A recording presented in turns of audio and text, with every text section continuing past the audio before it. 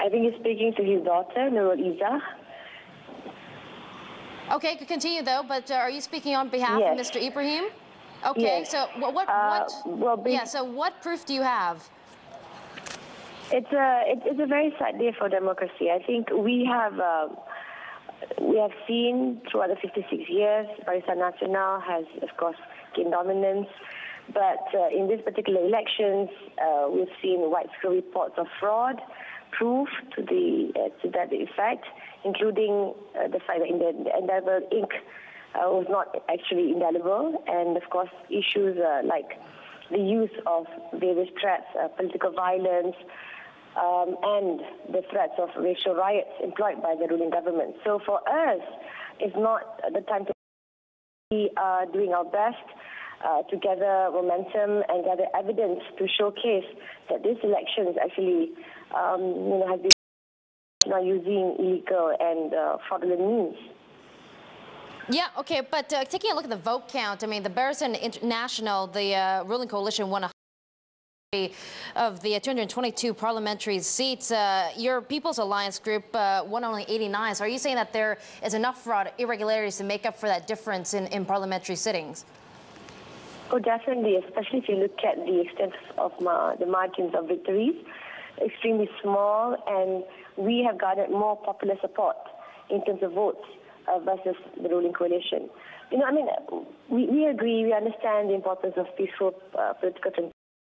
Now, we would really like a clear-cut response to the EC. Why were there foreigners voting in elections? Why wasn't there indelible ink?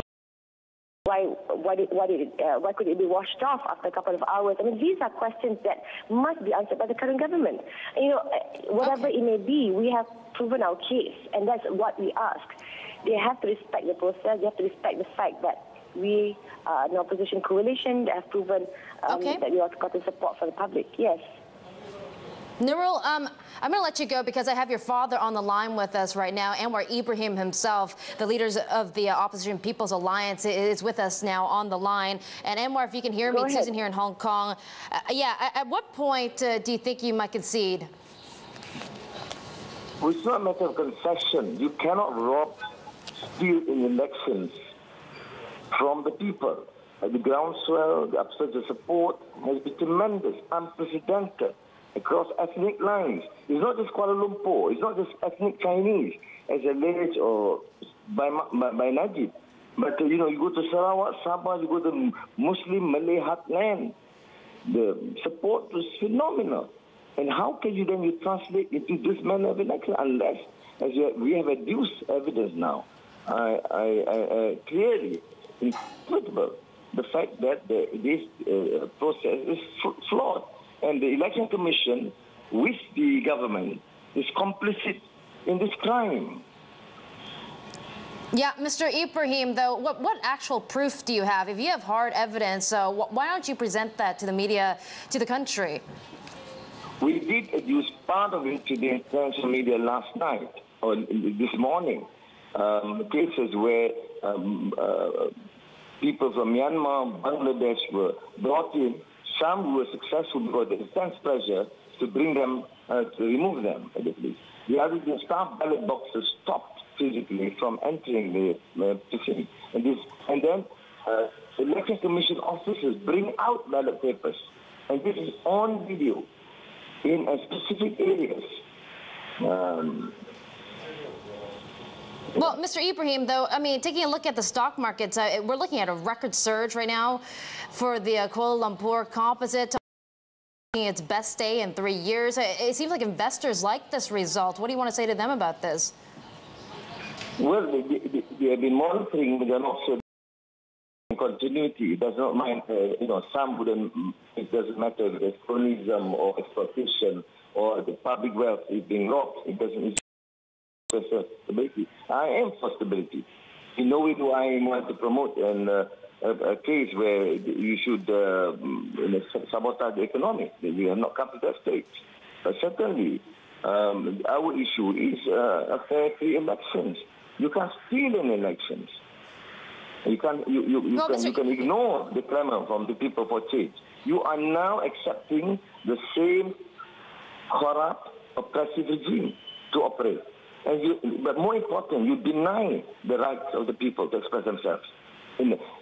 So there is a major question of legitimacy here.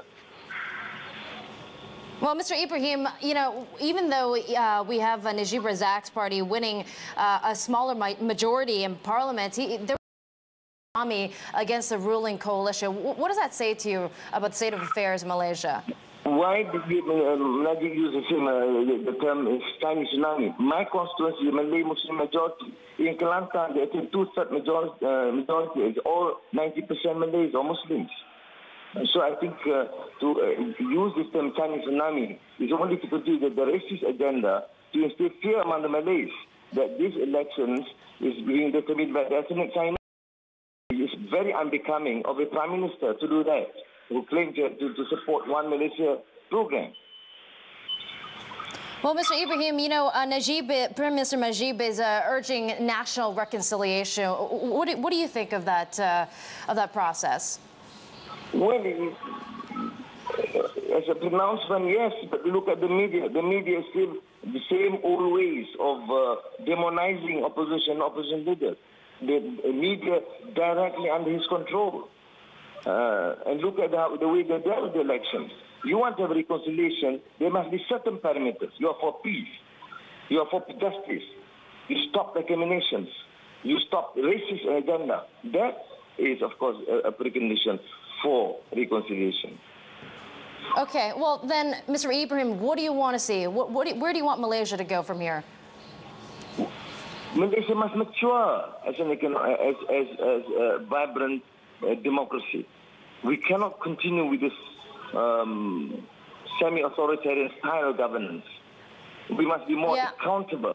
And if we cannot conduct in elections in a fair and free manner, don't talk about progress or maturity here. So I would urge Najib to accept the fact that there is clear evidence of fraud. Just spend some time, look at the reports by Bersih, by observers, by political parties.